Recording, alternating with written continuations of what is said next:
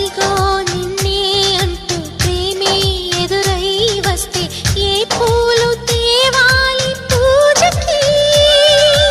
నీతో జతగా ఉండే వరమే నువ్వే ఇస్తే ఇంకేమి కావాలి జన్మకి?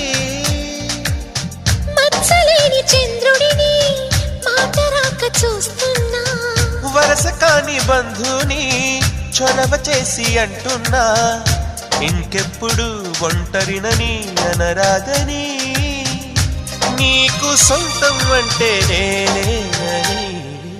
కొమ్మ కొమ్మ విన్నావమ్మ కోయిల వస్తుంది, వస్తూ వస్తూ తనతో వెన్నెల వెలుగులు తెస్తుంది.